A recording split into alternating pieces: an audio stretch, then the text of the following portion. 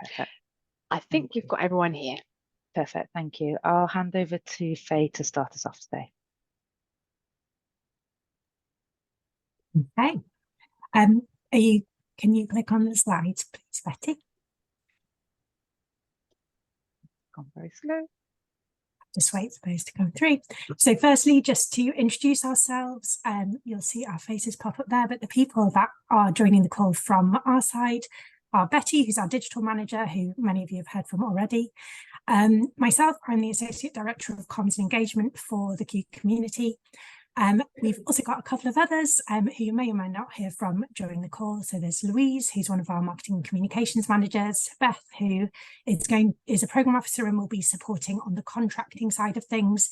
And then Paul is helpfully supporting us from the Health Foundation IT side of things. As we know, there are some kind of technical aspects that may come up on the call.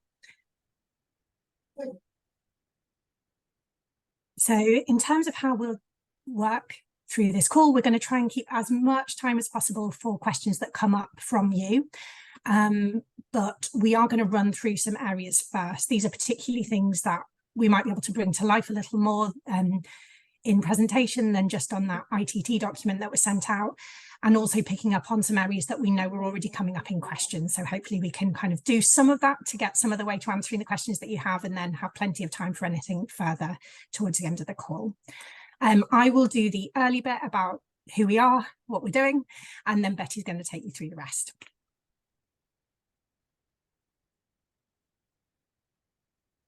So for those of you who don't know about us, we are the Q community. We are a membership community for people involved in improving the health and care of people across the UK and Ireland. It's, I guess, useful to note for people who don't know this space that quality improvement is a practice. It's often called a science. It's a set of tools and methods that help to improve the safety and quality of care. But it's also a set of cultures and ways of working, and we're here to support that and ultimately to help make health and care better. We know that there are lots of silos and divisions that exist within the health system, whether that's by specialism or location. And by creating a community of people who can share and learn together, we believe that we can kind of share that knowledge and enable people to not reinvent the wheel and go faster and further on improving health and care. We move on to the next slide. Now, you've probably noticed in our communications and even just our email addresses, we are part of the Health Foundation, which is obviously a much bigger organisation. But we do, as you can see on the slides as well, operate with our own brand and channels on our own team. This timeline I won't run through in full, but it probably gives you a sense of how that's evolved and the stage that we're at now, and why really now is a really good time for us to be thinking differently about our website and our digital approach more broadly. So way back in 2014, we came from a request from NHS England off the back of a review of the health service, particularly focused on safety issues. And there was a kind of concept and an idea that was dealt with, I would say probably fairly, I wasn't around at the time, by people on the side of their desks. They were doing other jobs for the Health Foundation, but this was an idea and a concept that was kind of born to think about a kind of networked approach to sharing and learning across health and care to improve safety. In 2015, that kind of started to bubble up. It was co-designed. And over the years that followed, we started to add offers and activities and ways for members to engage and new members to join. In sort of 2019, 2020, we moved to being kind of one team that worked within the Health Foundation. So we benefit from the IT, HR and other infrastructure that's there. But we operate distinctly and have our own modes and ways of working. It's at that point that the communications and digital function kind of moved into the Q team. And the reason that's important is because we do have ownership and choices that we can make in our own ways on the channels that we use and the ways that we operate, but we do connect into the wider infrastructure, so IT and data management that is within the wider Health Foundation. We've grown really rapidly, and that's why now is a really good time for us to think about our kind of digital footprint and how we make the most of it. So from those 200 members in 2015, we are now at around 5,500. And I guess we want to take stock and make the most of what we can do to really support those people, but also reach beyond that. If we move on to the next slide.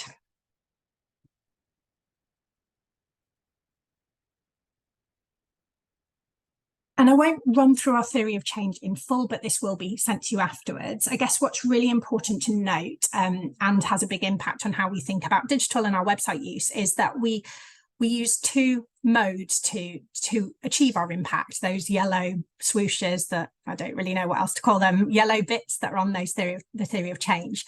We're both about supporting the practical, equipping members to bring change into their work, learn more, take those tools back and do more in changing the kind of spaces that they're in. But we also look to create the conditions and cultures for improvement. So our reach goes well beyond the membership and is really about how we can lift up what's happening within our membership to wider audiences, as well as drawing on what's happening out there in the world and enable members to make the best use of that. And finally, it's just worth noting, often people assume when they're working with health organisations that all of our members would be doctors. That's absolutely not the case for us. We have a really wide-ranging membership. That dark purple of non-clinical, so 71% of our members, hides quite a lot of variety in the diversity of roles and levels and different people that are involved. We have, as is stated on there, about 5,000 members. We hit 5,000 at the start of the year, and I believe it's more like 5,500 now. We are spread across the UK and Ireland, which is unique to us, really. And we want to bring the diversity of those members into the work that we do and really make the most of that. I'll hand over to Betty.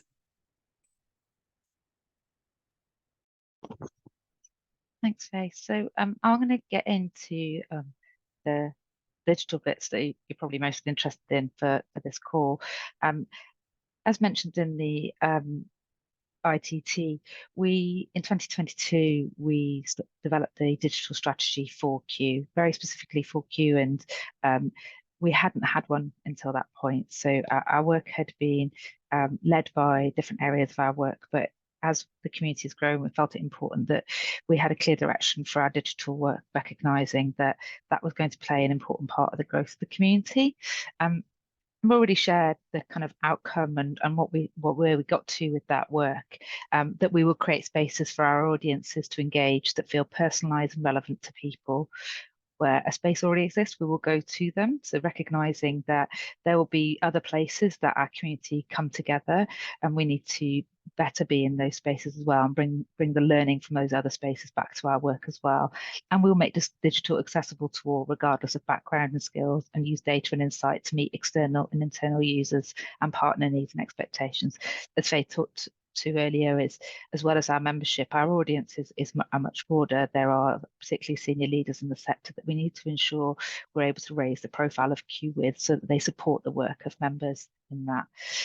Within the digital strategy and how we develop that, we're with Zoe Amel Digital. Many of you will know Zoe, and we decided early on that we had a vast amount of data and insight already in existence that would enable us to develop the strategy. So a good part of that strategy development was a document review, looking at lots of sources of data, and work that we'd already done to evolve Q. So we'd done lots of work with our members and our audiences already, and using the digital user insight that we had from our platforms and those that we work with.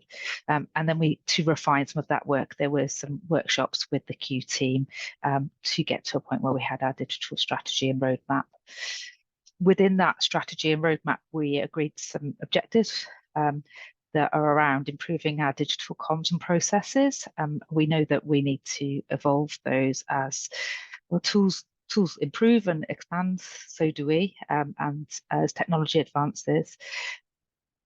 To better use data and insight to support and improving our decision making around digital is really important, is that quite frankly we haven't been making the most of the data that's available to us to make those decisions, and I don't think that's unique to us.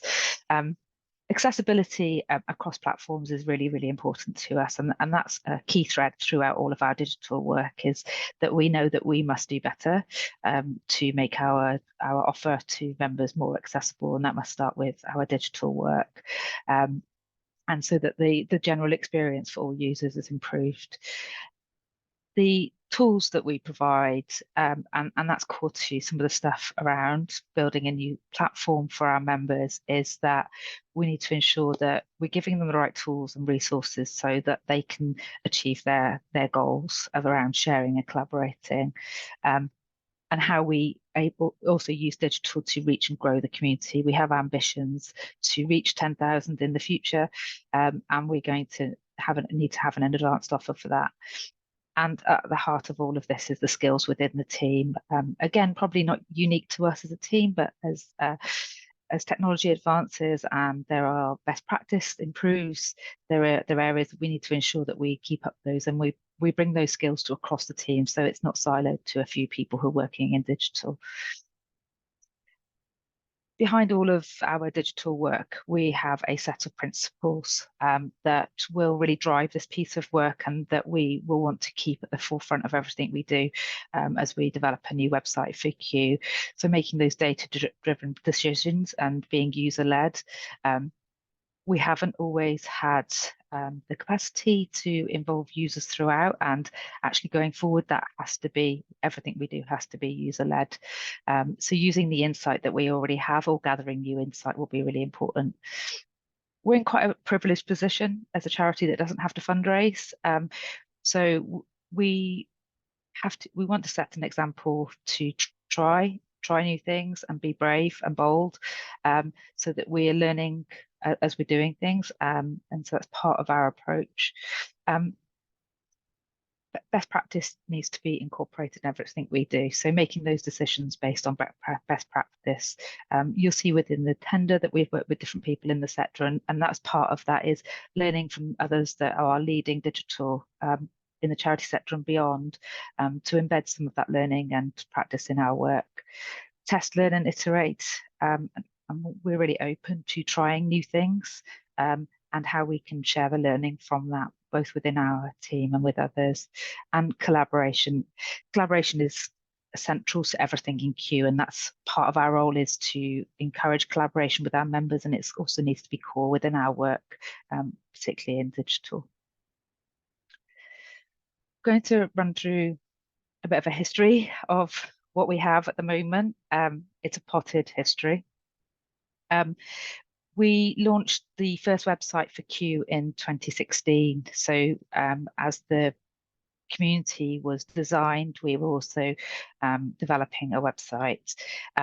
Initially, that was quite I would say a broadcast site, so that it started from a place of having information about Q and was developed with internal consultation and design.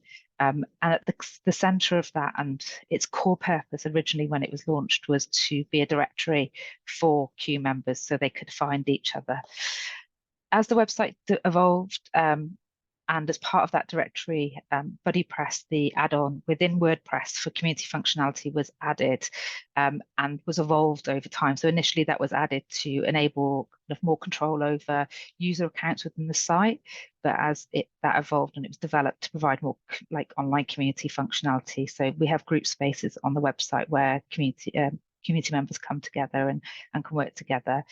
There's a couple of other phases of development work over that, including the launch of our Q Exchange funding program, which we've talked about within the information to tender. There's quite an involved piece of work to do that, and we'll provide a bit more background to that as through the next stages.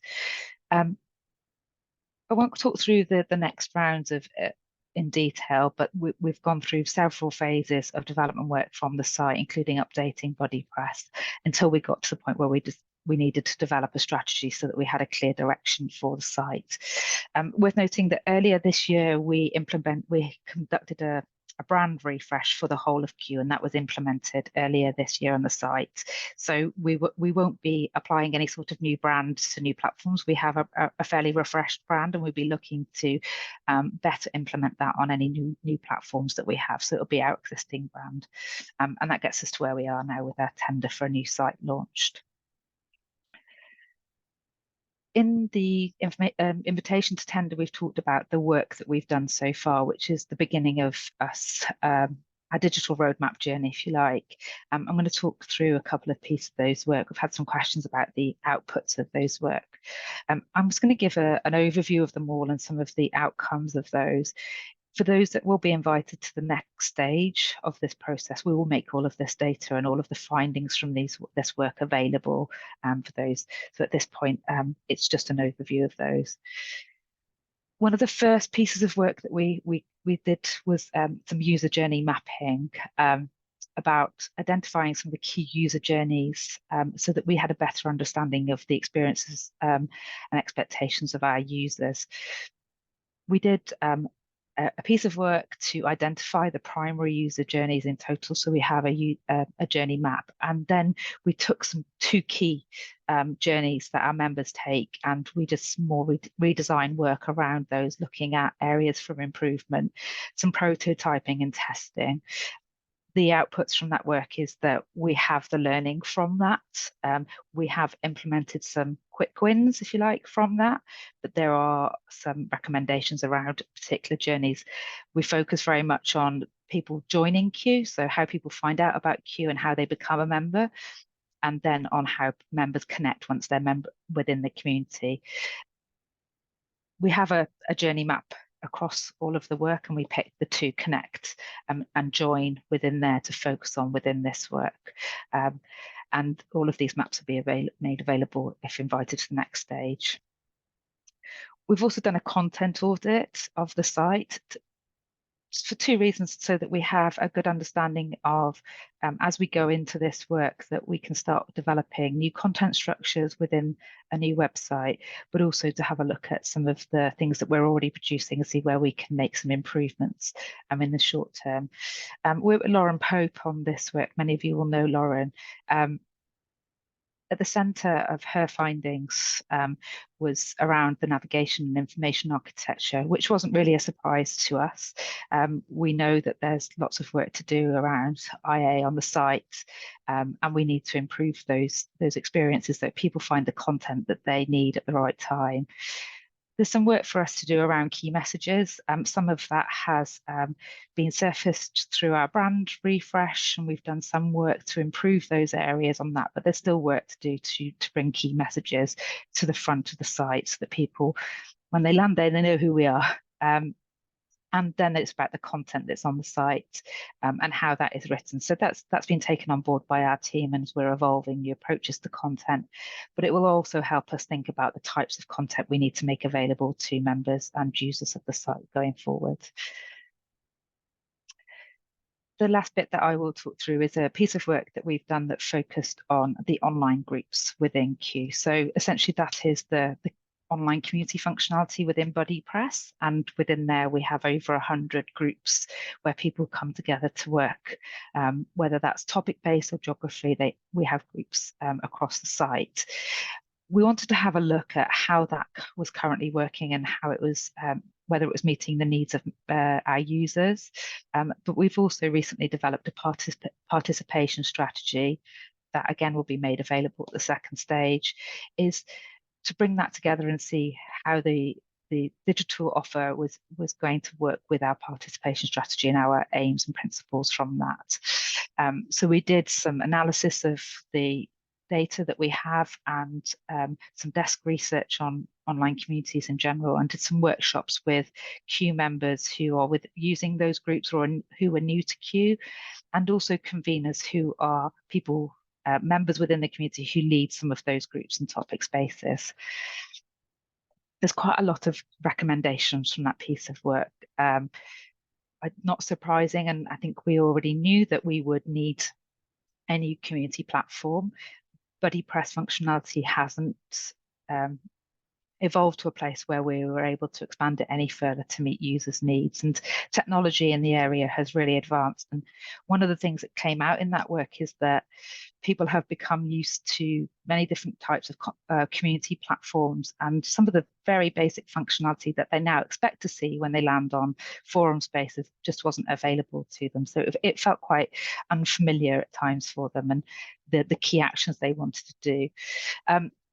the slides will be shared, so I won't read through all of these. There's quite a lot, but there's stuff there that we will need to bring into this work around thinking about how the tools and platforms work alongside the skills and resources within our team.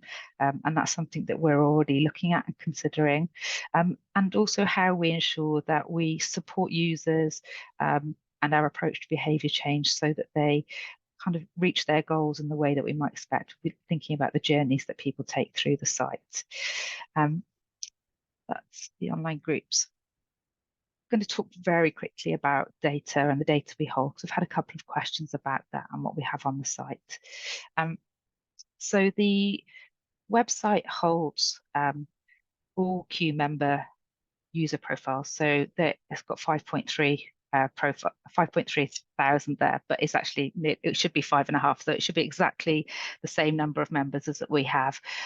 We also provide guest accounts, so there are people that, particularly in group spaces, work with our members on a particular challenge or a topic, so there are guest accounts. So we've got nearly over 7,000 user accounts on the site, plus staff and admin accounts on there. The website, the CRM that the foundation uses the whole, so the whole organization has implemented Salesforce, and we use that as our CRM. However, at the moment, the current Q website does not integrate with that at all. We have some processes in place to ensure that the data that we hold on the website of our Q members is in line with the data that we have in Salesforce. So some of that's done via manual updates and notifications, and we do regular checks to make sure the two sources are aligned. Work with our data protection team on those sort of things as well.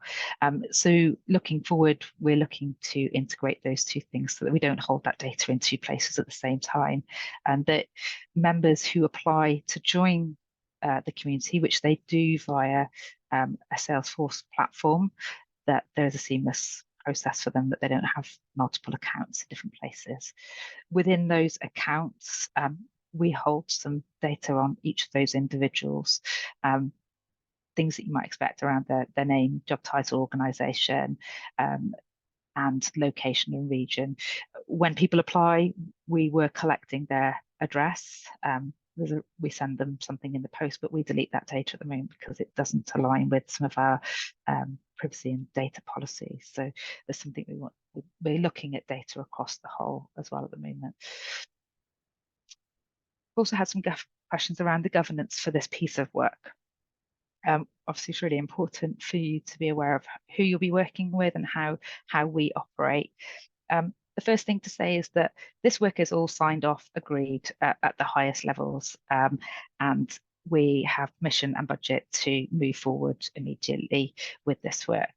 At the centre of all of the work, once we get started, will be a project board that we will consult with and work with on that, and that will be people within the Q team and some key stakeholders within the wider foundation.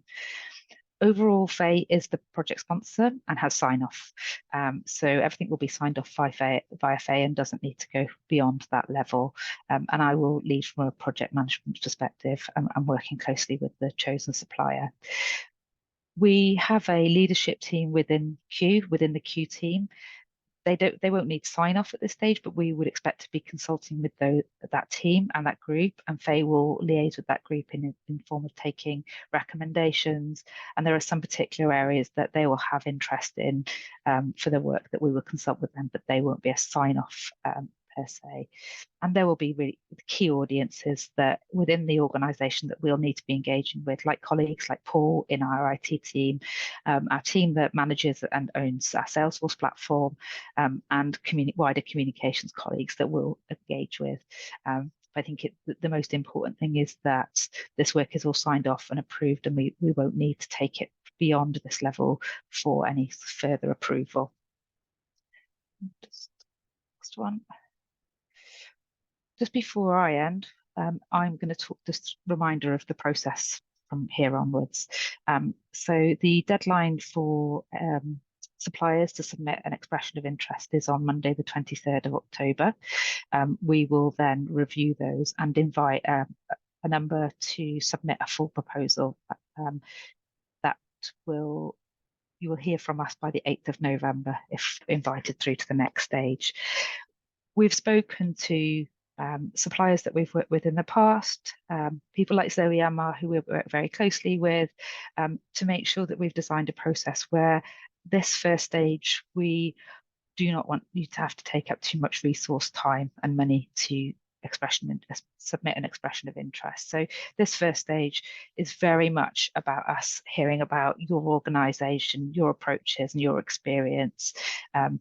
We have purposely chosen to add this stage in, so not to take too much resource and time from yourselves at this stage before we invite people through to a full stage.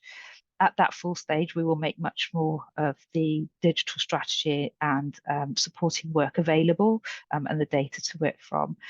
We will also require then a full proposal, full budgets, which we will provide guidance and templates for.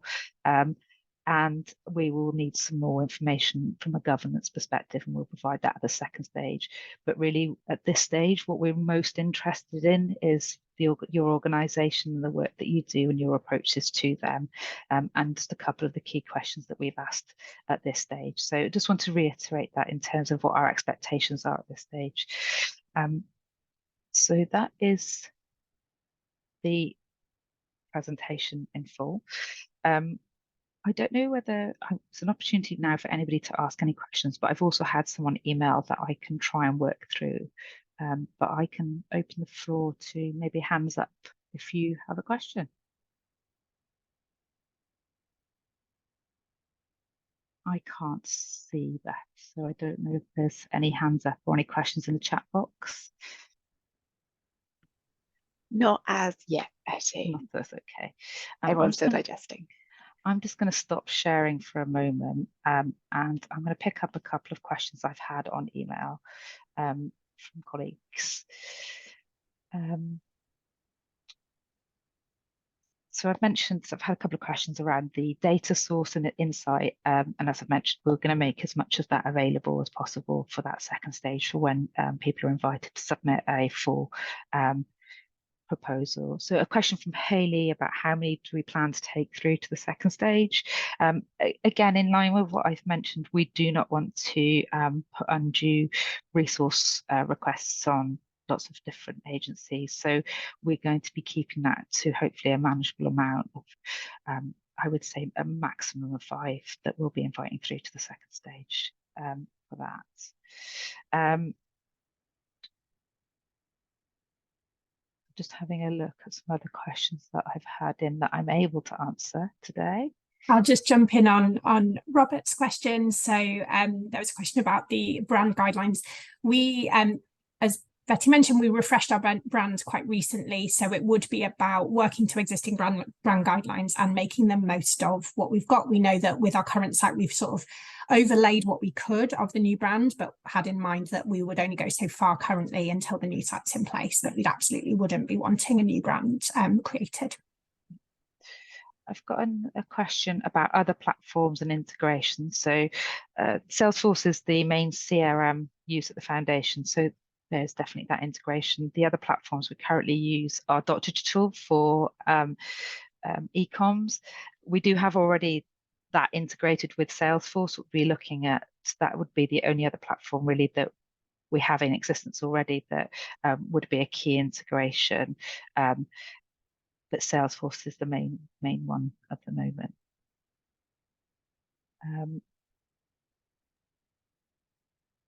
Can I jump in on one of the questions in the chat from Hayley about the brand guidelines? Questions, have they been tested for accessibility, fonts, colours, etc.? The answer is yes.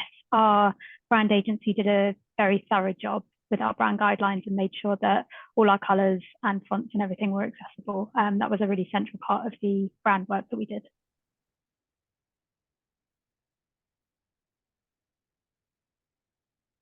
I have a question also on email about randomized coffee trials, which somebody must have seen on the website. So randomized coffee trials are one of our offers for members that we've currently had to pause. That was being hosted via Spark platform, which no longer exists. So the reason we haven't relaunched our randomized coffee trials is that we wanted to explore whether this is something we might be able to meet as a requirement via the new site and platform. So there are some some areas around randomized coffee trials and connecting generally within the requirements. So it's something we'd be interested to explore, how we can better connect people via whether that's areas of interest or areas of work that they're doing at the moment. So it's something we'd like to explore as part of this work.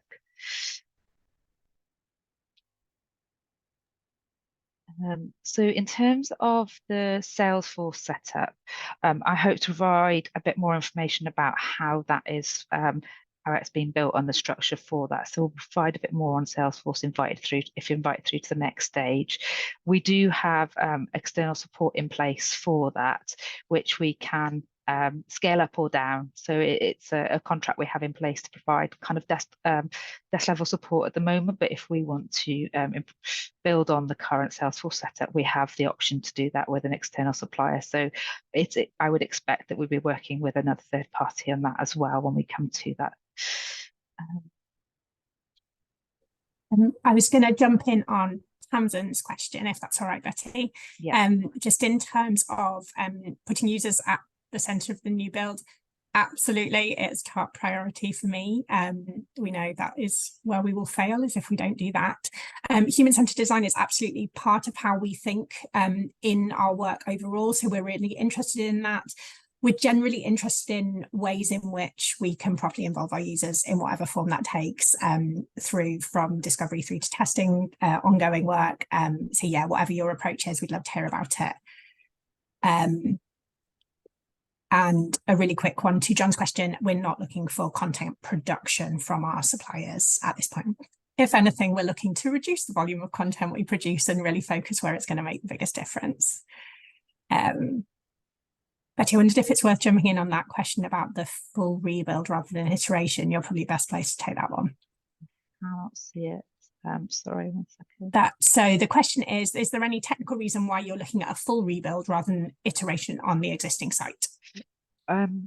Short answer is I think we've iterated the existing site to a point where it's no longer useful to keep doing that, and it's not a good use of money, is my view. Is the site wasn't designed with users at the centre, and I think we're in a position with having a strategy that's got a clear direction for us as a community, that we recognise that we need to start again. The site has been in place for a long time, and technology has moved on, and so do we. There was a question about CMS. Have you preferred choice of CMS? No. We are approaching this from a point of openness in terms of finding the right CMS for us. One of the things important to us is the longevity of the site and the flexibility of the site. So that's something that we will be taking into consideration when thinking about solutions that are put forward, is how much flexibility there is for both us in managing the site, whether that's I've completely forgotten the word of something that we were talking about recently, but the flexibility is really important to us, both for our users and ourselves, and thinking about that, and that we have a site that we can evolve over time and change those things. There have been a couple of questions about current management and technical partners, which I can take briefly, but Betty does hold that relationship. So we do have a partner. We work with the Bureau, who are an agency that works solely with WordPress. So they are very aware and have actually input, I believe, into kind of our ongoing strategy. But as far as I understand it, Betty will know more, are not looking to tender in this process as they don't think they're the right fit.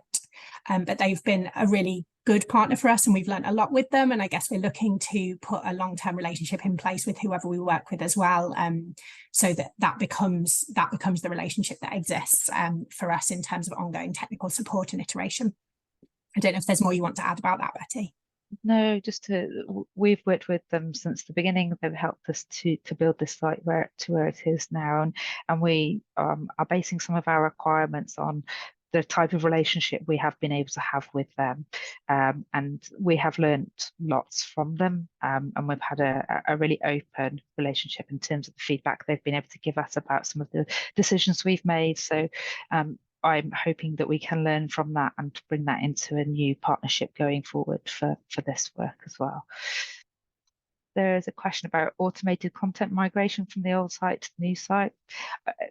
My question would be, I guess it would be, we'd be open to that, but based on us doing some work over what existing content needs to be migrated over, and we have resource allocated to support with content migration, but we're open to discussing the approach to that, and we'll be looking for some advice around that.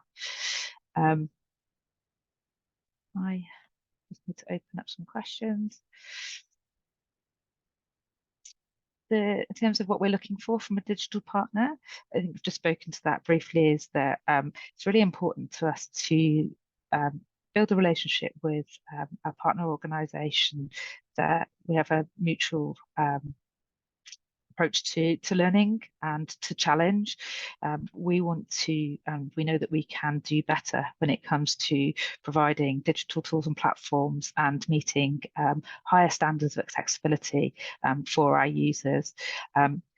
We're also a team that is at our centre looking to learn all the time. As part of the digital strategy development, we took an approach where I learned about the approaches as we were going through that work, and we'd be looking to ensure that there were learning and that shared relationship was at the centre of that. But also it's really important to us to be able to be open to challenge around some of the decisions we've made and we'll be making going forward. So it's a partnership we're looking to have for the long term initially. So those are some of the key things. I don't know, Faye, if you want to add into that at all. I guess there's a bundle of questions that I can probably take in one about kind of member engagement goals, biggest challenge, and the kind of partnership that we're looking for, because they all do connect with each other. We actually, as a kind of mini organisation, aren't that old, so I think there is a challenge that we hold about, like, what's the right time when you hit go on a big project like this? How many decisions do you need made? How much do you need lined up to do this? What we know is that we'll continue to evolve if we're ever to respond to the health system and the needs that our members and others have. So I think one of the challenges for the organisation is how we hold true to a purpose, and a really clear purpose within that, and how the site backs us in that. I wouldn't say that that's the easiest challenge to navigate in the current health and care system, or in quite a diffuse offering that we have, which is purposeful. We purposefully offer a wide range of things to our members to help them get what they need to do their jobs. And I think for the site and for our user engagement more broadly, one of our key priorities is not solely growth. Actually, we put membership growth below participation and engagement. And I think a big challenge is, within that purpose and within that context, how do we become central to how people do their work? How are we there not as an add-on to their day, but a way that enables them to do more and make more of their own jobs? I guess what that does mean in terms of the longevity in the site and the kind of partnership that we'd need to have is openness to how we continue to iterate the site over the long term to meet those needs, while still keeping the core fully right, and making sure that we're held to account on the points we've made about user-centered design and accessibility. We don't want to shortcut on those two things, but when we're in a fast-moving environment, it can be tempting, can't it, for teams to do that. So we'd like to find the right ways of working to keep up whilst staying true to those values that we want to hold. I hope that answers those questions in a bundle. I mean, I could talk for half a day on some of that, but if there's anything that I've missed, do keep putting that in the chat.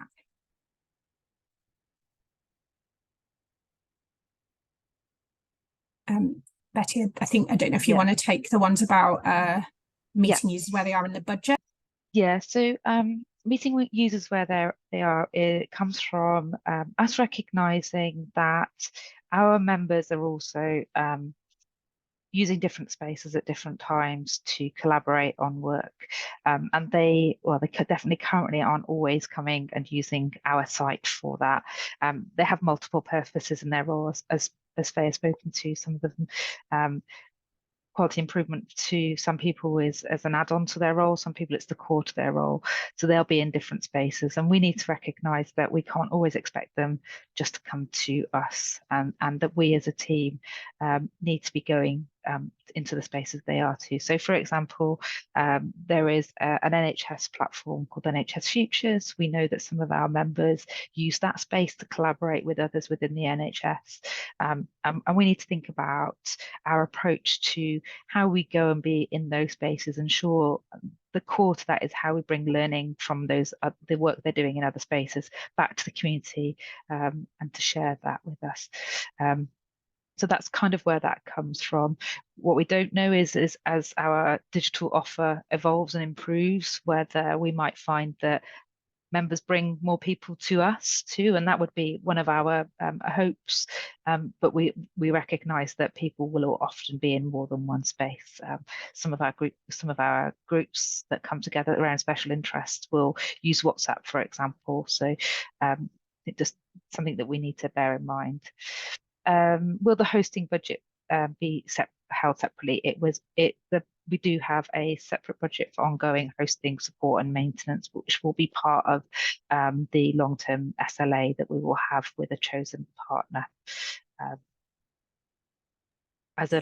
Just for clarity, the budget that we've set is for the initial build phase.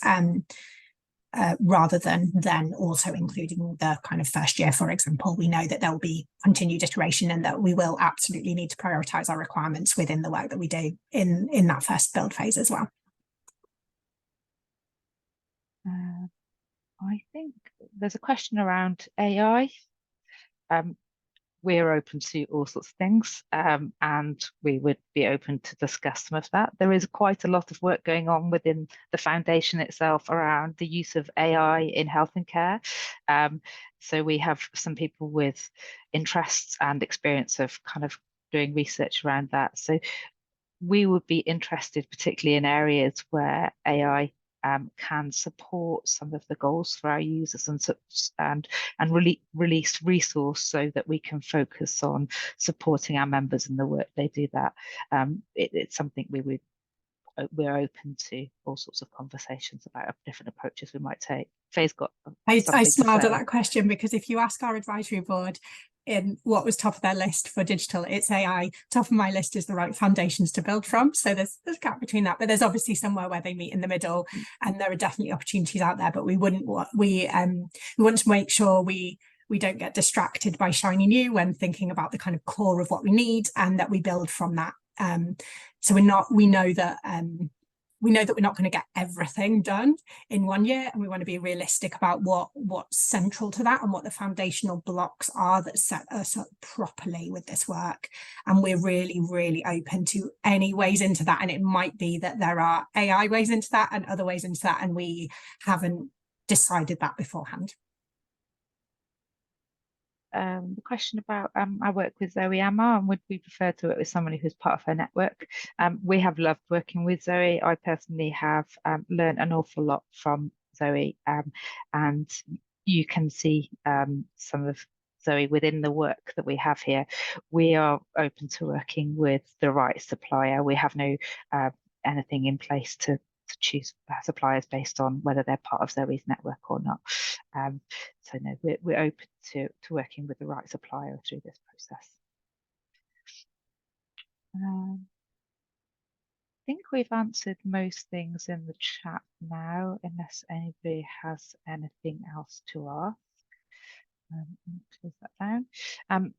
Like I mentioned, I've had lots of other queries via email. Some will take me a little bit longer to answer. I'm hoping that we've answered most things, any questions that you have today. We will update and add an FAQ document to the website that covers some of the questions that we haven't been able to get to today, and some of the ones that are in my inbox at the moment. So if you have questions after the session today, please email them over, and we'll get back those. Hopefully, I hope to add the FAQ by Monday to the website. I had another thought that's just gone. The next stage, and I think I'll just reiterate again, that expression of interest really is about your work and less about the kind of detail of your proposal, budgets and costs like that. Much of that we hope to explore at the next stage. So that's the kind of my key message for those next stages. So I don't know if there's anything else you wanted to add. It was just on a really practical note. Betty will be off next week, so if she knows a lot more than me about a lot of the detail, but if there are things that you didn't get around to asking today or over email today, do send them my way and I will do my best in Betty's absence to answer those. But yeah, I guess it's really nice to see lots of people here. We're just really excited to be getting going with this project. So this feels good to me as a starting point. I'm looking forward to seeing what you all have to propose for us. And I would just say, if you think anything that we've put in our tender is actually not the right approach and you'd like to challenge us on that, we would more than welcome that. We want to know what you think is best for us, just as much as we think we've done the right research to get to the point of our requirements and the approach we'd like to take. So yeah, an open door to challenge us from the off. That's great. I will send a follow-up email, make sure that you have the right contact details if you have any questions while I'm off as well. But yeah, it's been really great to see so many people join, and I hope this has been useful for everybody. And I'm really excited actually to see what comes in and go through to the next steps. So thank you to everybody, and thanks for your time today.